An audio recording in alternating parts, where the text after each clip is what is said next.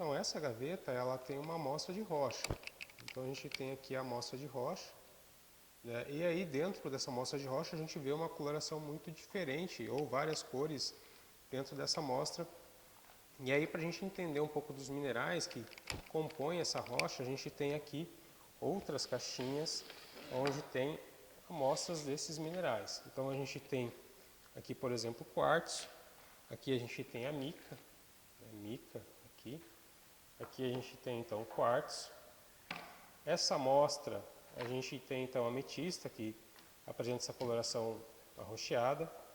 Aqui a gente tem esse mineral com um brilho bem particular, a gente tem a galena, né, que seria um outro mineral também.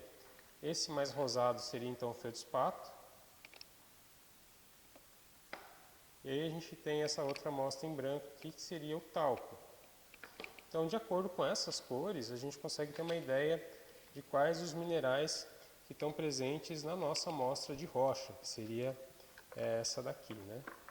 Então, pela coloração, a gente consegue ver que os minerais que estão presentes seriam principalmente quartzo, então esse material esbranquiçado é o que a gente observa aqui dessas áreas mais claras da rocha, né?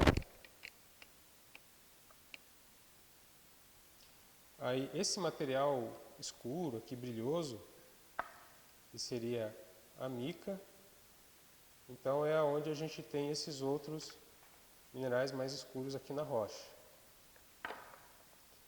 E para completar, esse material mais rosado que a gente tem aqui é resultado então da presença desse feldspato que a gente teria na amostra. Então, esses seriam os principais minerais que compõem essa amostra aqui de granito. Na sequência, a gente também tem uma outra gaveta que mostra os minerais presentes principalmente na fração areia, né? Então a gente tem aqui outras amostras de mineral. Aqui de volta a gente tem o quartzo, né, o mineral clarinho. Aqui a gente tem esse material mais esverdeado, então, que seria a clorita. E aqui a gente tem, nessa outra amostra, um material que seria um óxido de ferro. Ele tem uma variação de cor um pouco alaranjada ou até mesmo escura.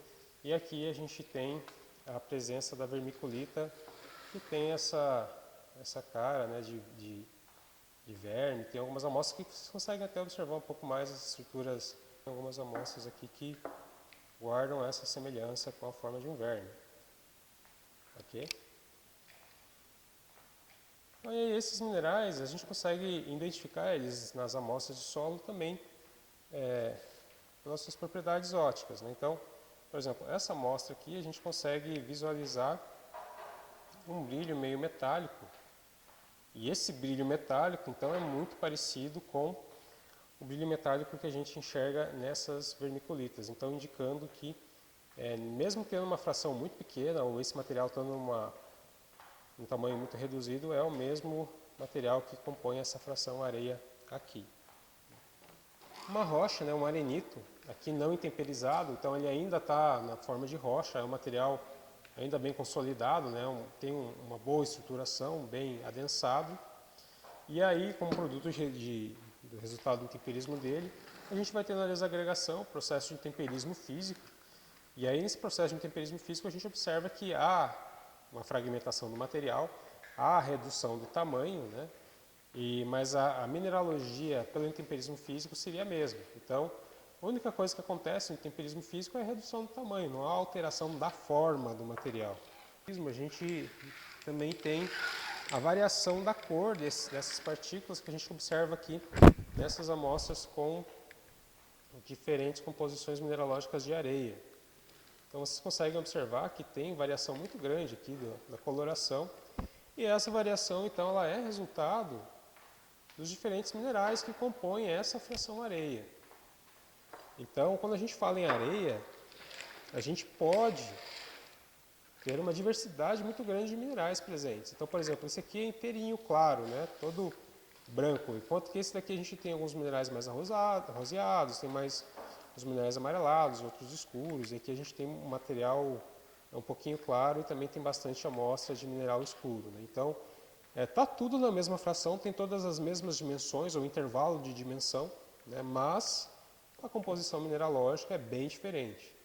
Então, uma coisa é a classificação por tamanho, né, que a gente separa lá em solo areia, silt e argila, e outra coisa é a composição mineralógica. Então aqui, essas três amostras têm a mesma fração, o mesmo tamanho, o intervalo de tamanho, mas a mineralogia deles é diferente. Aqui ainda uma outra gaveta mostrando algumas propriedades dos minerais, né? Então a gente tem uma particularidade de alguns solos derivados de rochas básicas ou ultrabásicas, como é o caso do basalto, que é a formação de um óxido de ferro que tem atração magnética.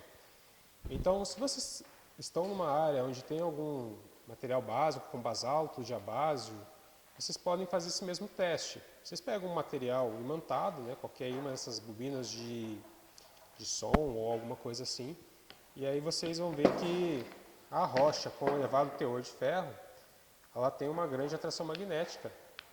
E aí a gente tem essa adesão aqui ao material.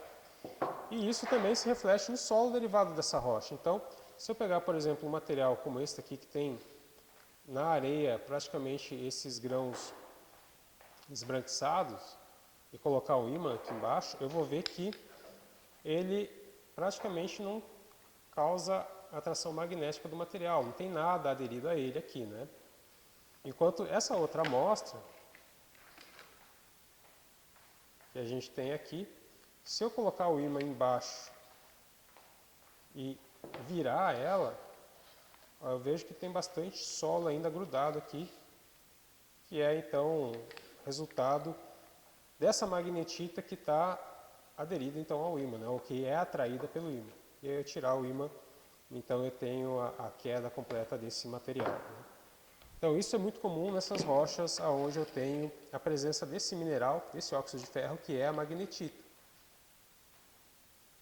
Então, esses horizontes superficiais, eles têm como característica um grande acúmulo de material orgânico, né? Então, em alguns casos, como esse daqui, a gente tem um excesso de água formando ou favorecendo o acúmulo de material orgânico. E aí a gente coloca nesse frasco justamente para demonstrar que esse solo é formado numa condição de excesso de água. Mas as outras amostras que a gente tem aqui também tem uma quantidade maior de carbono, né? Uma quantidade maior de matéria orgânica. E aí tem essa coloração escura. Então, de fato, essas amostras aqui seriam amostras de horizonte A, que é aquele horizonte superficial com mais matéria orgânica.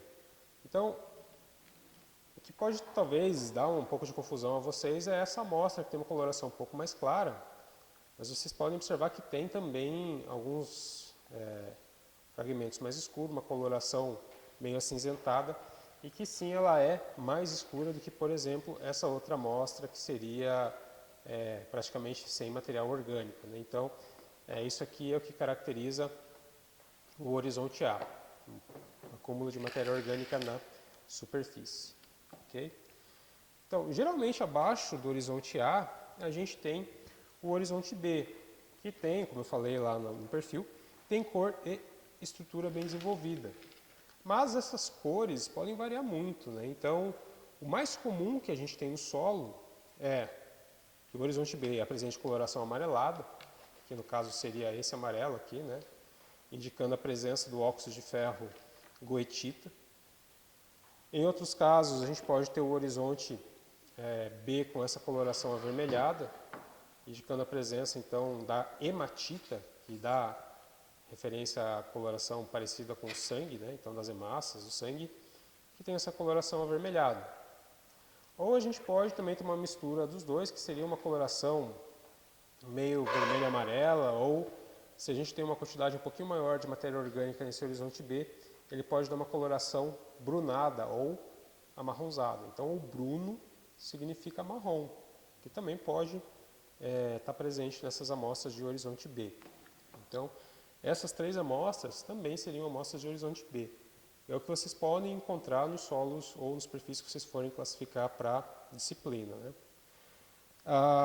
Além disso, no horizonte B, pode ocorrer entre o horizonte A e o horizonte B a presença de um horizonte que tenha a remoção completa de óxidos de ferro e de material orgânico, né, predominando ou areia ou silt. E ele tem uma coloração pálida, uma coloração esbranquiçada, que é o caso dessas duas amostras aqui.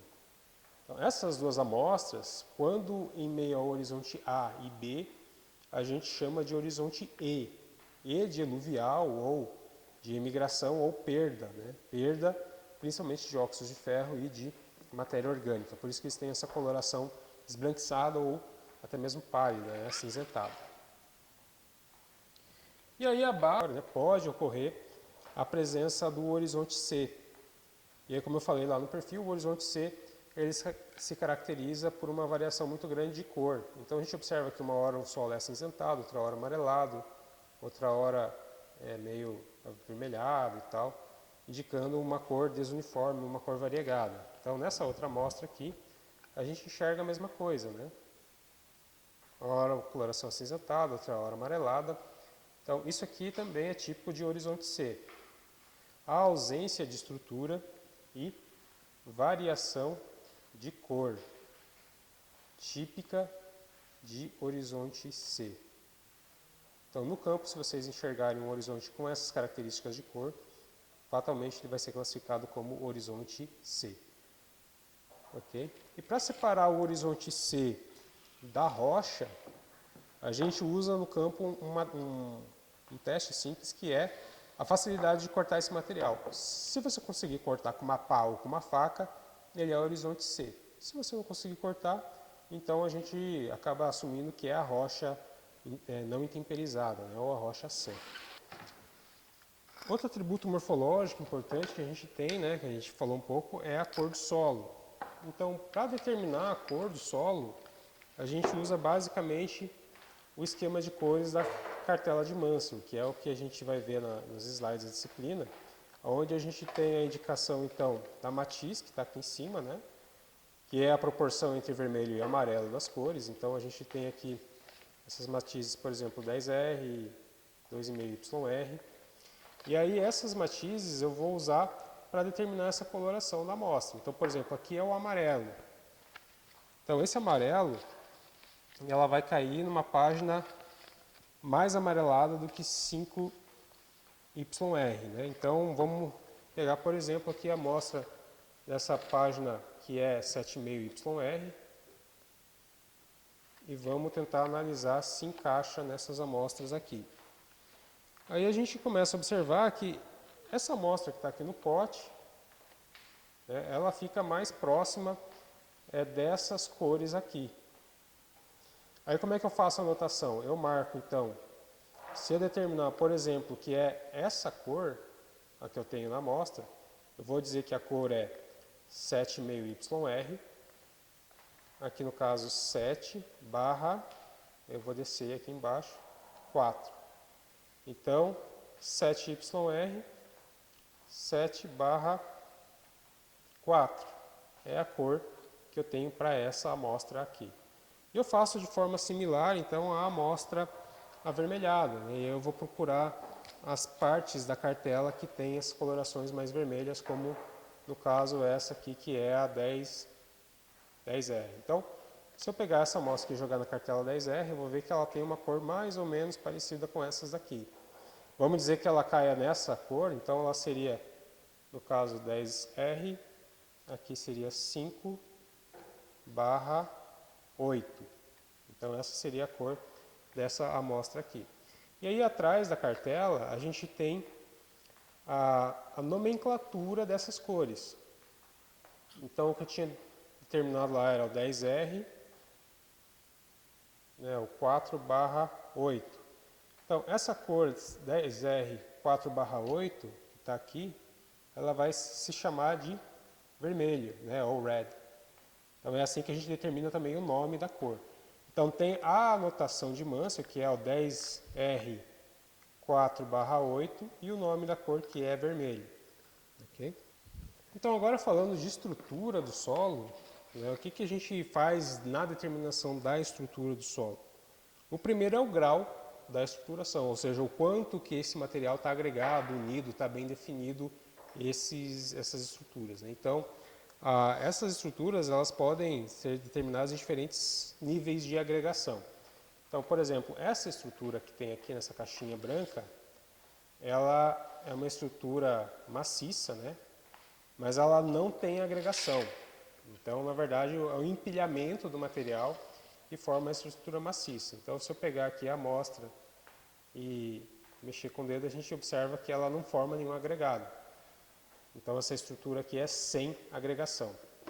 Já esses agregados que tem nessa outra amostra são agregados com um grau fraco, né? Ou seja, se eu pegar um agregado como esse daqui e desfizer ele se desfaz muito fácil e o material que sobra é todo solto, né? Ele não mantém a estrutura, tem uma facilidade muito grande de desfazer esse material e não tem nenhuma estrutura secundária em relação a ele.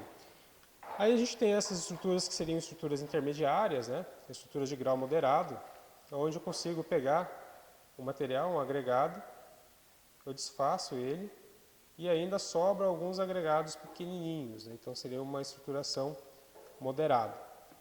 E aí esse grau aqui de estruturação forte, a gente observa que não tem quase nada de solo solto no fundo da caixinha, porque é muito bem agregado. Enquanto que esses outros aqui vai aumentando a quantidade de solo solto no fundo da caixinha, né? E aí, esse solo, esse material com grande grau de agregação, se eu quebrar essa partícula, a estrutura permite que eu... Aqui a gente tem a classificação em relação à classe do agregado, né, ou da estrutura. Então, a classe, de fato, ela é o tamanho do agregado.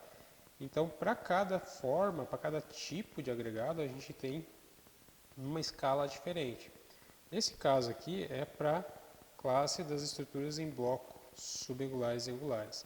Então, o que vocês vão fazer? Vocês vão pegar esse esquema, né, esse gabarito, vão pegar uma amostra de solo e vão colocar do lado dessas estruturas para ver em qual faixa ela se encaixa. Então, essas estruturas aqui, elas foram separadas porque elas encaixam principalmente nesse tamanho aqui que seria o muito grande, né? Então, se a gente for analisar aqui, essas seriam amostras muito grandes, da classe muito grande, né? Elas seriam maiores do que grande, ficariam em muito grandes. Pois bem, a gente também tem essa outra classe que a gente jogaria aqui do lado e tentaria classificar onde que elas se encaixam melhor. Então aqui a gente tem o predomínio dessas estruturas entre pequena e média, né? A maioria delas, desses agregados aqui, se encaixam nas estruturas desse tamanho de pequeno a médio, né? Então é onde seria mais próximo possível do tamanho de classificar. E a maioria entre pequena e média fica ali no intervalo entre os dois, e é assim que eu faço classificação em relação à classe de agregado. Aí, em relação ao tipo de estrutura, a gente faz a caracterização mais em função da forma que esses agregados possuem. Então, a gente tem aqui algumas amostras, né? Então, essa amostra aqui, por exemplo, é uma amostra a grão simples, né? Não tem uma unidade específica, o material é todo solto aqui, né? Então, seria a estrutura de grão simples. Essa estrutura em específico seria uma estrutura granular, né? Onde eu tenho, então, a forma desses agregados mais arredondados. Isso aqui seria a estrutura granular. A gente observa aqui o predomínio dessas estruturas pequenininhas, né? Vocês conseguem também fazer essa caracterização se vocês pegarem o celular, colocar a câmera e aumentar o zoom. É uma forma também de observar esses agregados menores. Aí a gente tem essas estruturas em blocos, né? Blocos subangulares, e aí a gente vê que há uma dimensão meio que como se fosse um cubo, mas os cantos desses agregados são arredondados, não são cantos pontiagudos, por isso que são subangulares.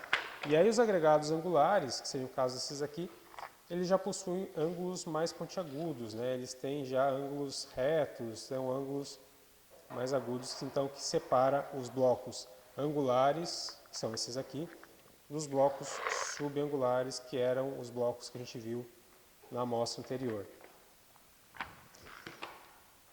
Aí a estrutura prismática, ela tem a sua caracterização por ter um maior desenvolvimento na vertical, então esse aqui seria o eixo vertical da amostra, né? Então aqui eu tenho o eixo vertical, há um maior desenvolvimento dele nesse sentido do que na lateral. E é isso que define então essa estrutura prismática. Okay? Aí a gente tem outro tipo de estrutura maciça, que seriam essas aqui, que não há como fazer a separação em unidades menores, e estruturas laminares, aonde predomina então a orientação na horizontal. Então essas amostras, elas têm uma preferência de crescimento na horizontal. A gente vê aqui até algumas lâminas, né, indicando o crescimento dessas estruturas na horizontal, que seriam então as laminares. Ok? Ok? E além disso, além de falar do tipo, além de falar da estrutura, a gente também fala de algumas propriedades físicas dessas estruturas, entre elas a consistência. E a consistência a gente faz com a amostra seca, úmida, molhada. Então, quando tem um tempo seco e a amostra está relativamente bem drenada, a gente consegue fazer a dureza do solo. Então aqui a gente tem algumas amostras que dá uma ideia de dureza. Então, para determinar a dureza, a gente pega as amostras e faz uma leve pressão entre o indicador e o polegar. A gente pega mais ou menos uma amostra aí de uns 3 centímetros de diâmetro, né? E faz uma pressão para ver a facilidade com que esse material se desfaz. Então aqui eu vejo que, por exemplo, ela dá uma certa resistência, mas eu consigo desmanchar o material. Então seria uma estrutura de grau duro, né? E aí, enquanto que aqui, com os 2 dedos, eu não consigo desfazer, eu preciso das 2 mãos para conseguir quebrar essa estrutura. Seria uma estrutura muito dura. E aí, por último, a gente tem essa outra amostra aqui, que tem uma dureza tão grande que nem com as 2 mãos eu consigo desfazer esse agregado. Então seria extremamente dura. E aí outras amostras, né, a gente tem a solta, a macia, que são aquelas que eu faço uma leve pressão para conseguir desagregar o material. Aí eu também faço a consistência úmida, que eu vou mostrar então nas gavetas para vocês lá atrás. Então, pessoal, para fazer a determinação da consistência úmida, a gente pega os agregados, né? A gente pode pegar agregados menores do que esse daqui, agregados com 2 a 3 centímetros de diâmetro, e a gente umedece um pouco. Pode pegar uma garrafa d'água, como essa aqui, e aí você pinga apenas algumas gotinhas nas faces do agregado, né, para que ele vá umedecendo, e aí você deixa um tempo para que essa água que você pingou no agregado entre até a parte mais interna dele e consiga fazer então o exame de consistência do solo úmido. Então a consistência seca a gente viu que também é chamada de dureza, que o solo pode ser macio, duro, muito duro, extremamente duro. E a consistência úmida a gente faz assim com o solo então não completamente encharcado. E aí a gente de novo pressiona a amostra entre o indicador e o polegar e vê a força que a gente faz para desagregar esse material. Então, por exemplo, essa amostra que eu peguei aqui, eu não tive que fazer muita força para desagregar. E essa é a mesma amostra, só que seca. E aí vocês percebam que com o solo seco, eu faço uma força muito grande para conseguir desagregar o material. Então, a consistência seca pode ser determinada como dura, e a consistência úmida, que também é chamada de friabilidade, como eu faço pouca força para que esse agregado se desfaça, eu digo que essa amostra aqui ela é friável. Então, dentro da consistência úmida, ela pode ser considerada firme, friável ou levemente friável. Essa amostra aqui, como eu faço pouca força, ela já se esboroa, então seria considerada friável. Okay? Então essa mesma amostra que vocês pegarem para fazer a caracterização, vocês podem utilizar ela para fazer a identificação da amostra úmida. Então quando eu pego essa amostra aqui mais arenosa e esfrego ela entre o indicador e o polegar, ela faz um barulho também, né? Esse barulho, então, são os grãos de areia que fazem um atrito entre o indicador e o polegar e dão essa sensação de material áspero, de material que parece uma lixa. Então, no caso dessa sensação de aspereza, é um indicativo que eu tenho uma grande quantidade de areia na minha amostra. Okay? Então, para passar para outra amostra, a gente lava a mão e a gente faz o exame de volta. Então, essa amostra aqui, ela tem esse aspecto meio brilhoso, né? E quando a gente esfrega ela entre o indicador e o polegar, ela tem uma sensação de sedosidade. É um material muito liso. E vocês podem ver que ela não tem uma aderência, ela não tem uma pegajosidade tão grande assim entre o indicador e o polegar.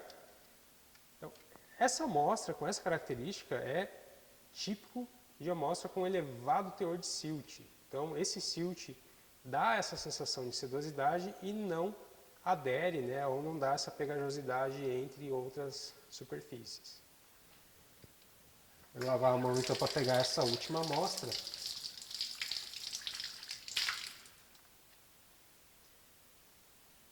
E então essa última amostra, ela começa já a ter uma certa pegajosidade no material, né? Eu esfrego ela entre o indicador e o polegar.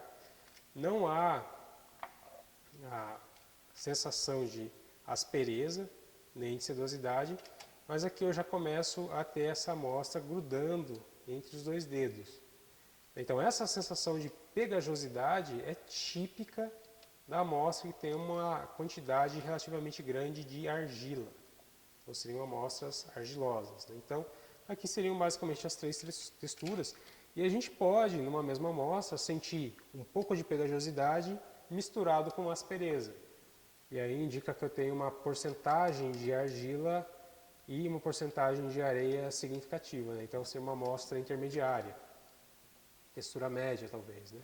Assim como eu posso sentir também aspereza e um pouco de sedosidade. Então quer dizer que eu tenho uma amostra com uma grande quantidade de areia e de silt nela. Então essas são as três sensações que a gente pode ter ao fazer a consistência, né, a textura no campo. Então, pessoal, o último passo da descrição morfológica é a consistência da amostra molhada, né? Então, na consistência da amostra molhada a gente faz a textura, né, esfregando a amostra entre o indicador e o polegar, mas a gente também faz a plasticidade e a pegajosidade. Então, a gente vai umedecendo a amostra e vai esfregando a faca de forma a desagregar ou desfazer todos os agregados que tem na amostra e deixar ela bem lisinha. Então, qual que é o teor de umidade ideal? É esse em que não cria um brilho superficial na amostra e que você consiga manusear ela com uma grande facilidade com a faca, né? Você consiga moldar ela com a faca sem maiores problemas, mas que não crie aquele brilho na superfície indicando então um excesso de água. Então para cada horizonte a gente faz essa amostra, trabalha com ela e aí a gente vê a pegajosidade. Então aqui a gente vê que a amostra ela gruda em uma das superfícies, né? Então ela não é muito pegajosa, ela é uma amostra que tem um certo grau de pegajosidade, então ela ficaria ali entre uma amostra pegajosa, né? Mas tem amostras em que a gente tem a adesão às duas superfícies, né, do indicador e do polegar, que são classificadas como muito pegajosas. E aí a plasticidade é a capacidade do material se moldar. Há várias formas de se analisar isso, e um deles então é fazendo uma modelagem do material como se fosse uma pequena cobra, né, ou um biscoitinho também. Então você vai moldando esse material, vai enrolando ele na palma da mão, para ver até a que espessura você consegue moldar essa cobrinha, vamos dizer assim.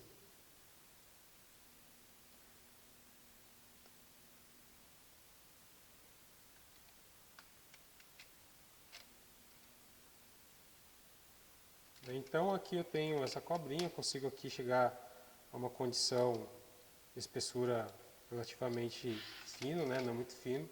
Então seria uma amostra pegajosa e plástica, né? Se eu fizer por exemplo, que o pessoal fala do biscoitinho, tentar fazer um arco ou um anel com essa amostra, eu já não consigo fechar ela sem que haja a quebra dos cantos. Então ela não pode ser muito plástica porque ela não tem essa capacidade de se moldar tão grande, né? Então seria uma amostra plástica e pegajosa. Eu consigo moldar, consigo fazer a cobrinha, mas eu não consigo fechar então esse círculo sem quebrar a amostra. Então por isso que ela não é muito plástica. Na amostra muito plástica eu consigo fazer de forma perfeita, né, o círculo sem quebrar. E geralmente a amostra, quando ela é muito plástica, ela também vai ser muito pegajosa. E aí vai grudar nas duas partes do dedo, né? Aí só para a gente ter um outro experimento que tem aqui, né? Um experimento pequeno que a gente faz, que é para ver a densidade do solo. Então é muito comum a gente falar em solo pesado, solo leve, né? E aí a ideia comum é de que o solo argiloso é um solo pesado. Na verdade é um solo que dá mais resistência à mecanização, né? Uma força maior do implemento ou do maquinário. Mas em termos de densidade mesmo, o solo argiloso ele não é tão denso ou tão pesado quanto o solo arenoso, né? E o solo orgânico, então, é um solo extremamente leve. Eu vou soltar esse material em cima da mesa só para ver se vocês conseguem observar o barulho que faz quando cai e aí tirar uma ideia da densidade desse material, né? Vou tentar manter mais ou menos a mesma altura, só vou soltar para vocês tentarem escutar o barulho, né?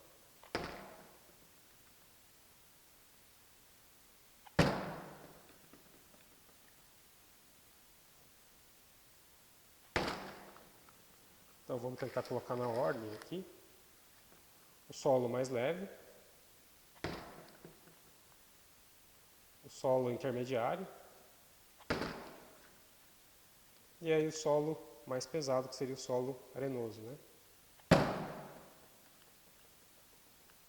Não sei se vocês conseguiram, mas a ideia era de tentar demonstrar esse peso, então, pelo barulho na queda dessas amostras.